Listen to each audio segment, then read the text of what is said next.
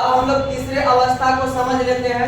अभी जैसे हम लोग सेकेंड अवस्था को समझे थे फॉलिकुलर प्रावस्था, तो इसमें हम लोग देखे हैं कि 6 से 13 या 14वें दिन ये फॉलिकुलर प्रावस्था समाप्त होती है, कंप्लीट होती है। कॉपी में भी हम लोग यही बात लिखे हैं और इसी में लिखे हैं कि गर्भाशय का जो एंडोमेट्रियम जो भित्ति है ये फिर से बनना शुरू हो जाती है, बन भी जाती है। अब ये ओवुलेटरी फेज जो है अंडोत्तर प्रावस्था, ये जस्ट इसके करीब ही होता है, जो कि 12 से 14 दिन के भीतर ये भी प्रोसेस कंप्लीट हो जाता है। और फिर जो 15 से 28 दिन का प्रोसेस लास्ट वाला होगा वो चला जाएगा किसमें, आपके ल्यूटियर वाला में। ये हो जाएगा आपका 15 से 28 दिन का, यानी अब कंप्लीट हो जाने वाला है, ये लास्ट हो जाएगा।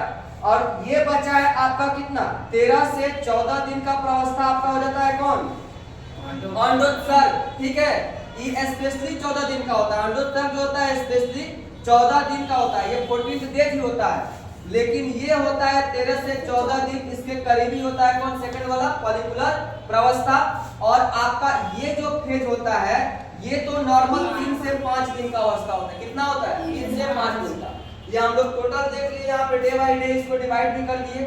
अब हम लोग देखें कि अंडोत्सर्ग जो प्रावस्था है इसमें होता क्या है। तो बस इसमें दो चीज हम लोग को याद रखना है। दो चीज याद ये रखना है कि सेकंड वाले फेज में जैसे आप पढ़े थे, तो एक बात आप लोग वहां पे पढ़े होंगे कि इसमें एलएच हार्मोन पीक पॉइंट पे होता है, बताया है ना।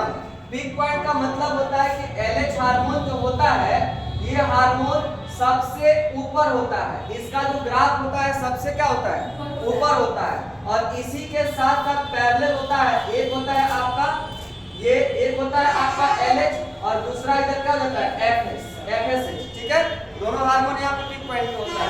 तो जैसे ही ये एलएच हार्मोन ज्यादा निकलेगा ना, आपको यहाँ पे बताया है जो पूर्ण ग्राफियन पैटर्न यहाँ पुटक बनता है, यहाँ कंप्लीट जो बन जाता है ग्राफियन पुटक।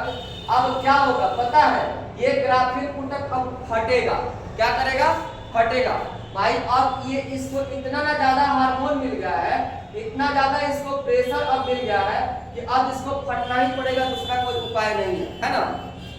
अब जैसे फटेगा ना, यहाँ से जैसे टूट जाएगा, तो फटने के बाद इसमें से अंडाणु क्या होगा जी, मोचित होगा, यानी इसमें से परिपक्व अंडाणु जो होगा बाहर निकलना शुरू कर देगा।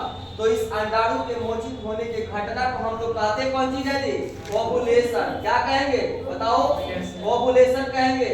हिंदी में इसी को हम लोग अंडोत्सर्जन या अंडोत्सर्ग भी कह सकते हैं ओवुलेशन को।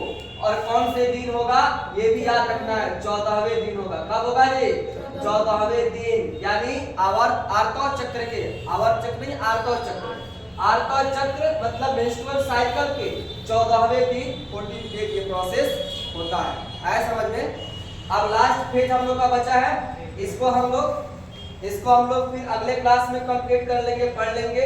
ये अवस्था होता है आपके 15 से 28 दिन का। कितने दिन का होगा, 15 से 28 दिन का।